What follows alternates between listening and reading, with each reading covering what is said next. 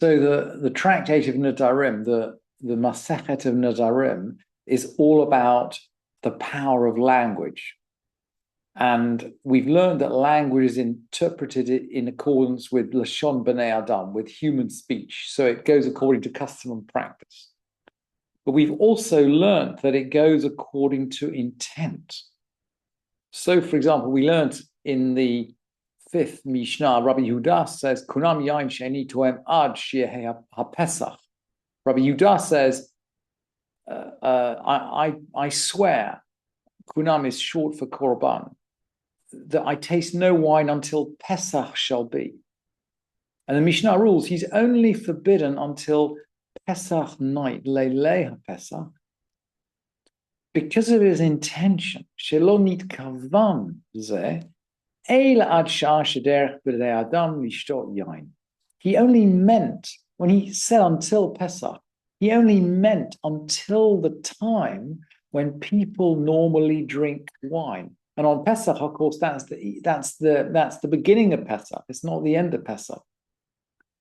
So his intention is critical. And we're going to finish off the question of intent as we finish off the 8th chapter, because we're going to now look at vows where we deal not only with the intent of the person vowing, but with the intent of the person he has vowed about. So we're going to see intent goes two ways. But we're going to begin just by fleshing out Rabbi Yehuda, because this same guy who vowed he wasn't going to drink wine until Pesach, what if he vows he's not going to eat meat till Yom Kippur? It's the same thing. He can't actually eat the meat on Yom Kippur. He must have been talking about the meal before Yom Kippur. No one says, I'm not going to eat not going to eat meat until Yom Kippur. And here's the Mishnah, Amar, he said. This is still the voice of Rabbi Yehuda, by the way. It's a continuation of the previous Mishnah. Amar, he said, Kunam basar she'eni to'em ad she'ehei tzom. Kunam that I taste no meat until the fast shall be. And he's talking about the fast of Yom Kippur. But although this would apply to other fasts too. Eino asur eila ad leilei tzom. He's only forbidden until the eve of the fast. Shelonit kavan za'ela ad sha'at shederech b'nei adam lechol basar. Because he's only talking about the time when human beings usually eat meat. So the intention is crucial here. And Rabbi Yossi, his son, is going to bring us another example. Rabbi Yossi b'no omer. Here's the example from Rabbi Yossi. Kunam shum she'eni toem ad shetehei Shabbat. Rabbi Yossi says, Kunam, that I taste no garlic until it's going to be Shabbat. Remember, we've learned that people eat garlic on Erev Shabbat because it kind of helps sexual performance. This apparently is a takana of Ezra. Ezra the sage, he comes back from Babylon. Clearly, he wants to repopulate the land of Israel. He wants everyone to have many, many children. And he makes this takana that they should eat garlic on Erev Shabbat because he thinks that's going to increase the population. Really interesting trick. Someone should tell the demographers. So, Rabbi Yossi has sworn that he's going to taste no garlic ad shetehei Shabbat, until it is Shabbat. Eino asur ad leilei Shabbat. He's only forbidden until Shabbat Eve, until the beginning of Shabbat. Shelonit kavan, because he only intended. Ze eila ad sha'ah shederech b'nei adam lechol shum. He only intended until the time when people usually eat garlic. So that's the intention of the person that makes the vow. What about the intention of the person who's the subject of the vow? האומר לחברו, כונם שאני נהנה לך אם אין אתה בא ונוצר לבניך כור אחד של חצים ושתי חביות של יין.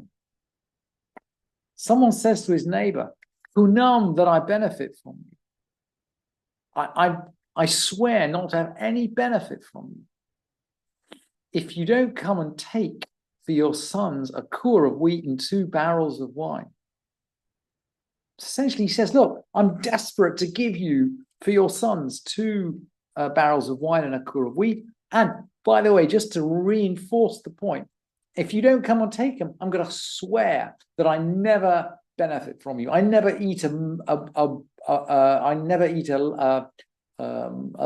crumb of bread in your house.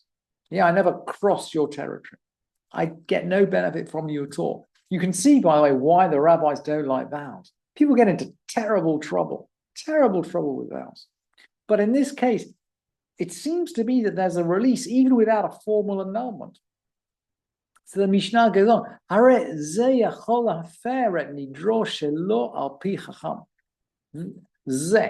this one. Now, who are we talking about? It seems like we're talking about the neighbor here, but let's just hold the ambiguity in our heads. This one, that person. He can actually annul the vow without the release of the sage. And he'll just say to him, Klum amarta ela mipnei kvodi, vezehu kvodi. You only spoke to honor me. You only spoke because you just wanted to say something really lovely to make me feel good. You only spoke to honor me. And this, that is to say, this annulment of the vow, zehu kvodi, this is my honor, that essentially I annul your vow. So the vow's annulled. Let's have another example. And it's annulled, by the way, not by the person who swore it, but by the person whom he swore it about. So it's been annulled by the object, not by the subject. But let's carry on. So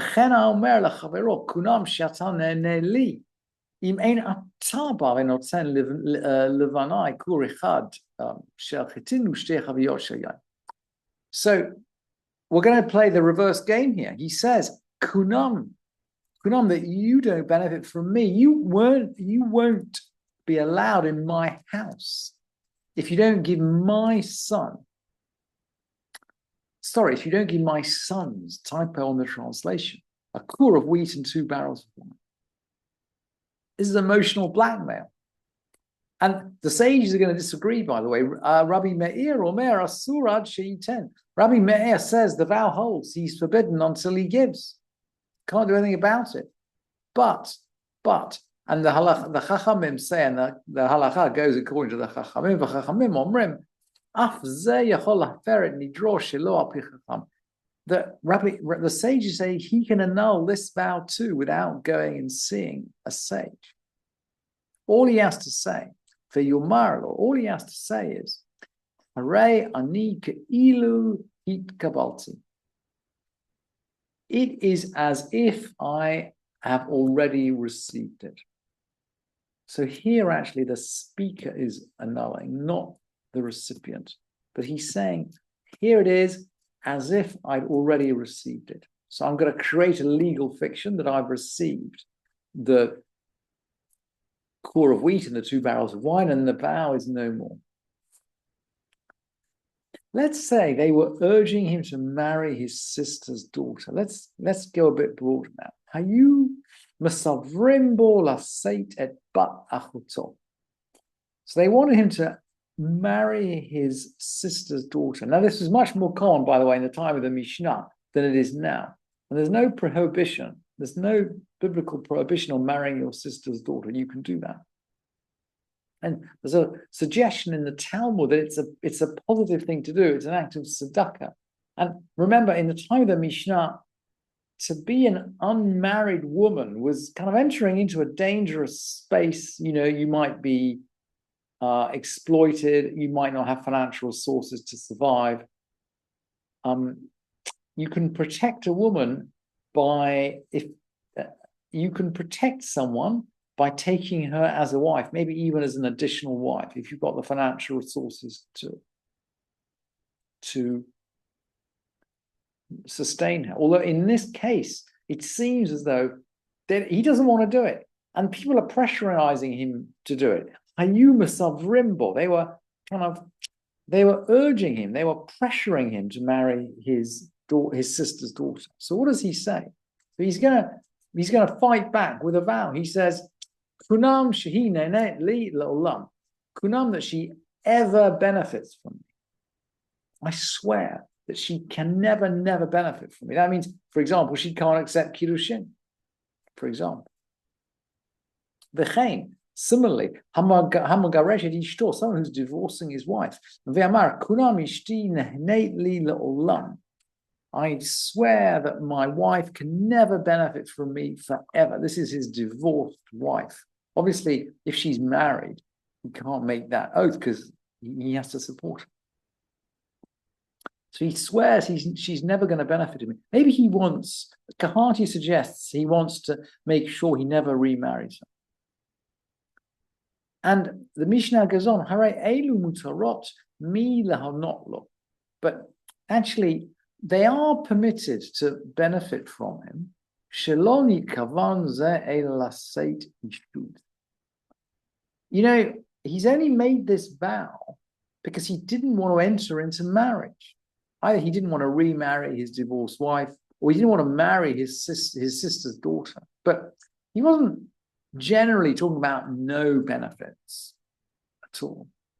He only related that to marriage, and we interpret the vow narrowly just in relation to marriage. Similarly, Hayam Sarev B'Chaverot. Notice it's the same language. It's a parallel Mishnah. This Mishnah is laid out in two pairs of two. Hayam Sarev B'Chaverot. Someone was urging his friend. Sheyuchal etzlo. Someone was urging his friend to come and eat at his house. Now this again feels very familiar. I mean, very, we can sort of see this in suburban America or London or Singapore. So what does he say? Amar kunam leveit cha she'eni nichnas. Kunam be your house that I don't enter, i.e., I swear I won't go into your house. I mean, the implication is if you don't come and eat, he's urging his friend to eat at his house. It's actually not quite clear, by the way, who is making this oath now. The Kahati suggests that the person who's being urged is making the oath, and that would fit with the previous section of the Mishnah. But they were urging him to marry his sister's daughter, and he responds to the urging with an oath. So in this case, he's urging his friend to eat at his house, and it feels a bit like his friend responded with the oath. So same kind of transaction. Grammar is slightly different, but I mean, the Mishnah just says, Amar, he said. So we don't know who said exactly what. Well, what does he say? Kunam lebeitcha she'eni nichnas. Kunam is your house that I don't enter. I swear I'll never enter your house. Or, tipat sonin she'eni to'em lacha. She'eni to'em lach. A drop of cold water that I don't drink. So I won't enter your house, and I won't even drink a drop in it. But the Mishnah rules, mutar hikanes leveito. He can go into his house. He can go in. But he stopped me menutzonin, and he can have a little cold drink. Sheloni kavan ze eila l'shem achila ushtia. Because he was only talking about a proper meal, proper eating and drinking.